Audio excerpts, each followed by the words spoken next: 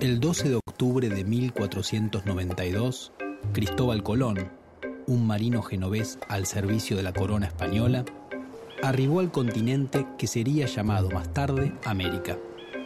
La llegada de los europeos marcó el inicio de la formación de las actuales sociedades americanas y por eso la fecha es recordada en todos los países del continente. A partir de los viajes de Colón comenzaron las exploraciones en la región y pronto empezó su conquista a través de la fuerza. Primero fueron las islas del Mar Caribe y unos años más tarde los españoles lograron vencer a dos grandes imperios, el de los aztecas en el actual territorio de México y el de los incas en Perú. Lo consiguieron aprovechando la sorpresa que generó su llegada, usando a su favor los conflictos entre los indígenas, en particular el resentimiento de los pueblos oprimidos por los aztecas y los incas, y en algunos lugares por un fenómeno inesperado. Los europeos trajeron enfermedades que causaron miles de bajas entre poblaciones que no tenían anticuerpos contra ellas. Con esas conquistas, los españoles obtuvieron mucho oro y dominaron a vastas poblaciones, a las que hicieron trabajar para ellos. Avanzaron buscando lo mismo hacia otros territorios americanos y así se internaron en lo que hoy es Argentina. En esas tierras existía una enorme diversidad de pueblos, como los pehuenches, tehuelches y onas en la Patagonia, los querandíes y pampas en la región pampeana, los guaraníes, chanatimbúes y guaycurúes en el litoral y el Chaco, los lules y tonocotés en la Mesopotamia santiagueña, los comechingones en las sierras cordobesas y los huarpes en Cuyo. En la zona que hoy es el noroeste argentino había mayor densidad de población. En la Puna habitaban los casabindos y los cochinotas, mientras que en las quebradas y las sierras que van desde Jujuy hasta La Rioja vivían los omahuacas, los tilcaras y los ocloyas en la parte norte y distintos grupos diaguitas del lado sur, entre ellos los calchaquíes, amaichas, hualfines, belenes y quilmes. Se trataba de sociedades que, desde fines del siglo XV, habían sufrido el dominio inca.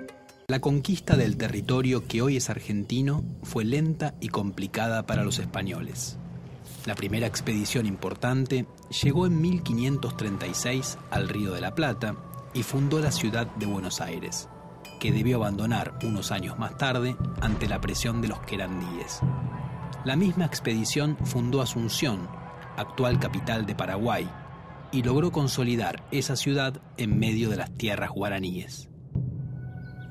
El noroeste de la actual Argentina, región a la que se llamó Tucumán, fue invadido a partir de 1543 por españoles que no habían obtenido lo que querían en la conquista del Perú, o que se habían tenido que ir de allí por enfrentamientos con otros españoles. Sus progresos en el Tucumán fueron lentos, porque encontraron una fuerte resistencia indígena y porque hubo conflictos entre los mismos españoles.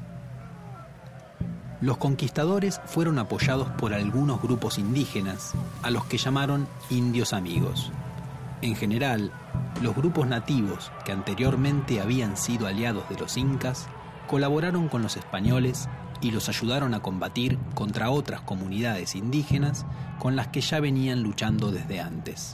Los españoles fundaron varias ciudades en el Tucumán, pero un levantamiento indígena en 1562 las destruyó todas, con excepción de Santiago del Estero, que fue sitiada. El levantamiento fue sofocado y en las décadas de 1570 y 1580 los españoles fundaron otras ciudades y consolidaron su poder sobre el litoral y el Tucumán. A fines del siglo XVII, los españoles afianzaron su dominio sobre el Tucumán y la región del Río de la Plata. No controlaron, sin embargo, todos los territorios que hoy forman la Argentina. La amplia región del Chaco, el sur de las Pampas y toda la Patagonia estuvieron en poder de distintos grupos indígenas hasta mucho después del fin del dominio español en América. Esos pueblos tuvieron periodos de fuertes enfrentamientos con la sociedad hispano-criolla, pero también comerciaron mucho con ella y los contactos amistosos fueron frecuentes.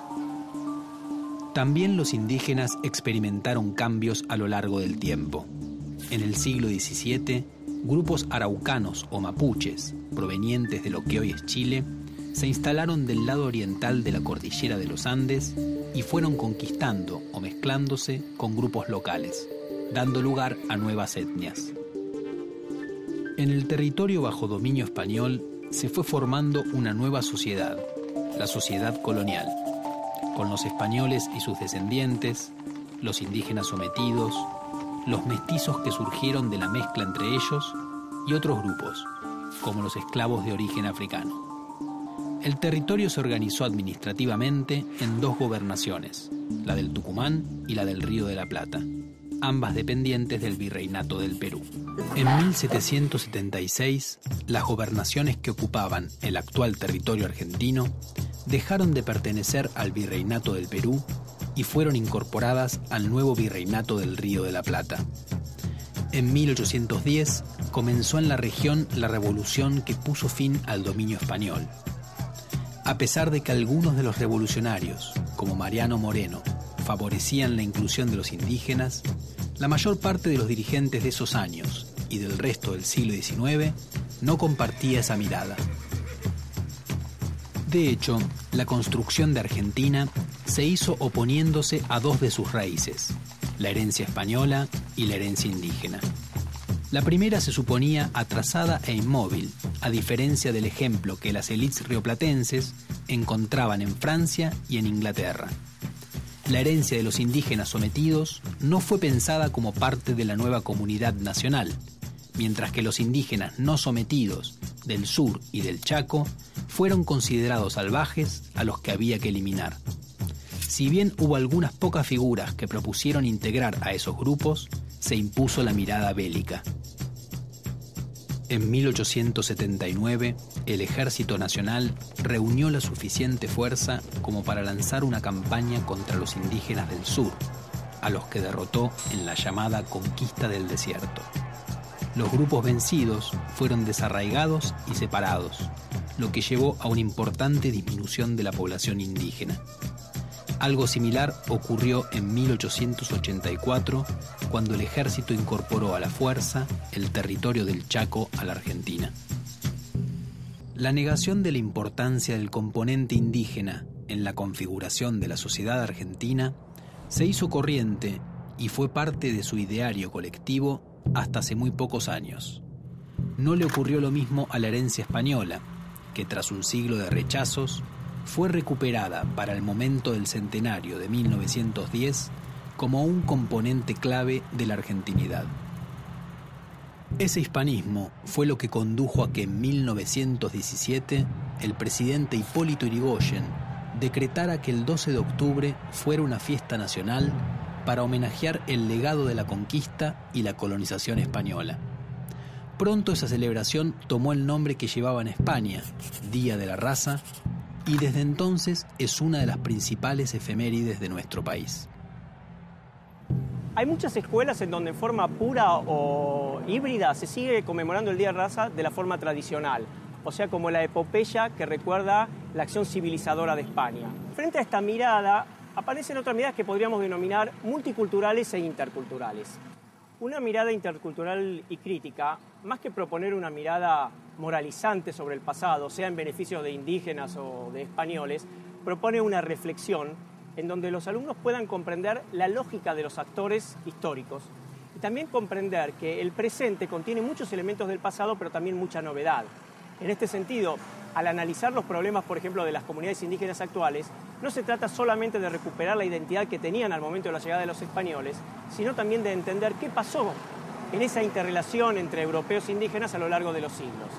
En esta lógica, sin duda, se van a descubrir muchas instancias de dominación, de opresión, pero también amplios intercambios culturales que, si bien eran desiguales, no eran unilaterales. Sin duda, los españoles impusieron mucho a los indígenas, por ejemplo, la fe religiosa, pero también Europa adoptó muchas pautas y toponimias indígenas que de alguna manera hacen que no solamente los indígenas hoy ya no son como en tiempos de la conquista, sino que tampoco los europeos son como lo eran entonces. En este sentido, me parece que el 12 de octubre es una oportunidad para reflexionar, en definitiva, sobre nuestra identidad y cómo se construye una identidad.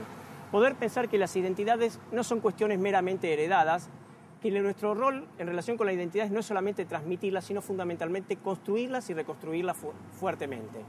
En definitiva, es pensar que la identidad no es fundamentalmente una cuestión del pasado, sino que el pasado en todo caso es una cantera para construir proyectos de futuro.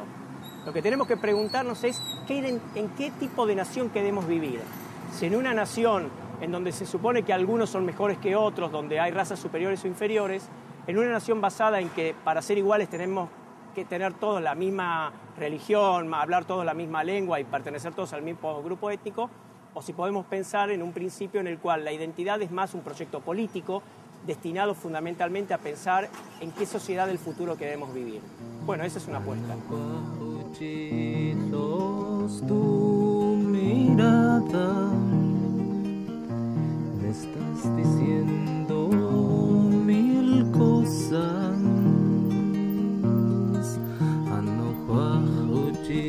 Tú no hablas.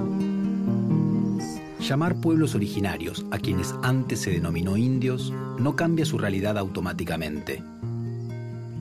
Indios fueron llamados en el largo proceso de su conquista y hoy, más amablemente, son llamados originarios. Pero en ese cambio de palabras hay una migración de ideas que llevará su tiempo. Nuestra nacionalidad supo negar a esos pueblos preexistentes. Y eso significó su silencio, guardar una lengua, callar una historia familiar, preservar en secreto su propio origen étnico. Las leyes cambian, las palabras también. Hoy ponemos el oído en ese silencio antiguo, resistente, defensivo. Quizás hay que esperar y seguir esperando para un verdadero encuentro cultural. Quizás haya que hacer un poco de silencio también.